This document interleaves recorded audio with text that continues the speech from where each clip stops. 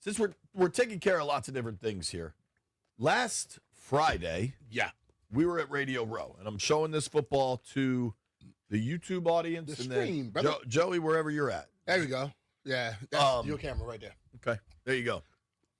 So last Friday at Radio Row, we got all the guests that joined us to sign the football, including Mike Mayock, RG3, Urban Meyer, Hall of Famer, Urban Meyer. Hall of Famer, Urban Meyer. Chris Doring signed it.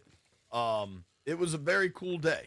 Did we get which company signing? We got the Viva Las The young Vegas, lady? Viva La Vargas guy. Oh, yeah, she did. Annie signed it. Hagar signed it.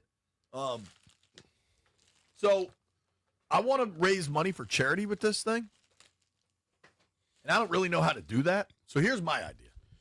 You come up with a charity, you tell the people what, and you find a place for them to sit in the bid.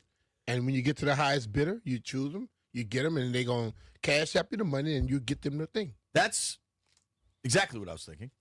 I love the work the folks do at Washington Jesuit Academy. They help turn around young men's lives. Mm-hmm. But I'm open to other discussions. It's not just my decision. I'm It's cool your with that. decision. Hey, once you're going to try to turn around a young kid's life, I'm good. Yeah, man. That's how you change things for the future. Yeah. And I think maybe next week or maybe the week between Christmas and New Year's, I think you and I are both here only 2 days. I think you and I are both here Tuesday the 30th and Wednesday the 31st. Does that sound right? I guess. Maybe Tuesday the 30th is our last show of the because we'll be in studio. The 31st, we might be out in Ashburn. Tuesday the 30th, we'll try to raise some money. Yeah, you can start the bidding now. All right. Whoever wants this football, tweet me your bid. Yeah, we'll I find a feel way. like with the people that have autographed that They thing, can including Brian put Mitchell, their it should get bids like in on 500 to They can 1,000 put their bucks. bids on BMitch and Finlay. Yeah. Landfill and Jeff look at that all the time. So boom, there you go. Oh, on the chat? On the you specify. Do you want to do it on X or you would do it on Instagram? Which one? That's where you can put your bids. Maybe we post a picture of the football to Instagram. Landfill says figure it out off air. He might be onto something there. All right, White Brian, have you had a hot dog yet? He appears to be chewing right now. Working on number one. Working on number one. Are you going to add chili and stuff, knowing you got to go 8 deep? Maybe for the last one. Attaboy. Attaboy. All right, B. I am curious. Commanders play on a Saturday, which just kind of jams up the week a little bit. Did you ever play Saturday games? in the NFL. Yeah. I can't remember if we played any Saturday game, but I'm sure we played one Saturday game. How sometime. disruptive? In playoffs? Yeah. Yeah, How disruptive is it when you play at different times? it's not. Listen, man, I see those stories every year, and I laugh my ass off because the players, once they know when the game is, the coach is going to try to adjust the stuff. Instead, like we were over there Tuesday and yesterday, instead of being over there Wednesday and Thursday like we normally are. So they just move up one day, and then they go through the same routine, and then boom, it hits on that Saturday. It's not very disruptive. Now, the Thursday game, yes, that's a little bit disruptive because it comes so quick. But that Saturday game is no more disruptive than like a Sunday game. I think especially, it's basically a week. It's a little bit shorter. I think the Thursday game is a real disruption. No, I'm saying it's a little shorter, but the thing of it is, when the weekend comes, if it's at 5 o'clock on Saturday or 1 o'clock on Sunday, you're ready to go.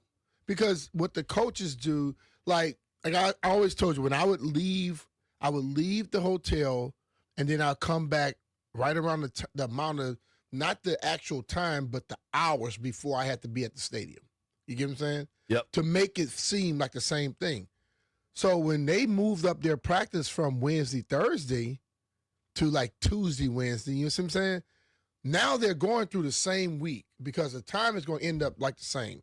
The actual work that they're doing, and they're not going to be probably doing it, is the work they're doing is going to be starting at the same time away from the game. Yeah. So you're going to try to hit it at that same moment. So when you start doing it, your body's going to sense, okay, this is the install day. This is the roughest day. Oh, now we go back to the easy day. And then that day we do the walkthrough. The game is tomorrow. I think with the Saturday versus Sunday, the only thing that really changes is a real off day. You know what I mean? So, like, Monday, you're still going to be in, recovering, watching tape. Tuesday's the off day. You kind of just don't get that. Tuesday's just the first day of practice. Next week. Right. So, well, dude, what's crazy is if you think about the way this schedule was meant to be built out, would have given Washington a mini bye going into it does, Mm-hmm. rather. It gives Washington the mini bye going into week 18. Mm-hmm.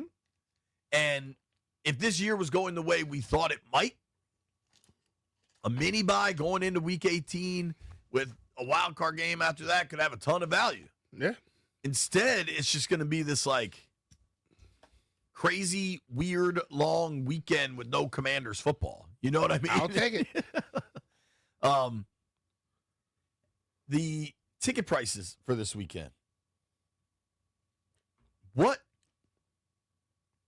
do you think the percentage of Eagles fans is going to be in that building? Because it's kind of gone the wrong way for the last month. Like, I was surprised by the Broncos crowd. Yeah, I'll tell you like this, Jay. No matter what the schedule was, they're going to be in there. I know. Because they will offer money to, you'll be like, okay, I'm going to just make some money off of this game. So, right. But now these tickets are kind of cheap, dude. I'm kind of surprised, frankly, that the Eagles crowd isn't keeping the value high. You can get in the door for $100. Mm-hmm. You can get in the door for $95. I'll be honest with you. This game here, You can get lowers for $120. this game here for the Eagles game is less than it was for the Eagles game last year. Believe me. Oh, hell yeah. Yeah. And it's less than it's been for the Eagles game on average. It's not where it was, anywhere close. Which game of there's 2 home games left, Eagles and Cowboys. Mm-hmm. Which of those 2 games will have more of the opposing fans? Probably the Eagles. Do you remember the prices for this Christmas game, what they were coming in at early in the year? Probably crazy. It is cheap now. Mhm. Because I really wonder about that game where you're going to have 2 teams, presumably, at least one of them's definitely out of the playoffs. Dallas could absolutely be out of the playoffs a week from today. I can't believe Christmas is If a they week both away. were in the playoffs and going, then I could see but that game right there going to lose some fans anyway. Because it's Christmas. Yeah, because it's I could Christmas see Day. that. I think a lot of families would go and just be like, all right, let's do this as a family, but not now. I'm saying like even if the game was juicy, I think you lose some people in this because the people that have to travel, a lot of our fans travel here. Yeah. Like they're like, I'm not doing. I mean, that's on a Christmas day. Sure. When you got Christmas traffic and everything else too, I think you'll lose some fans anyway. I think there's a decent chance that game will be empty. Like the uppers will just be empty because it's Christmas. It's like, all right, it's Christmas. It's one thing to blow off your family and go to the football game to watch 2 good teams. It's really exciting. We'll see. I mean, if they beat the Eagles, maybe there's some momentum. Who does Dallas play this week? Maybe Dallas gets a win.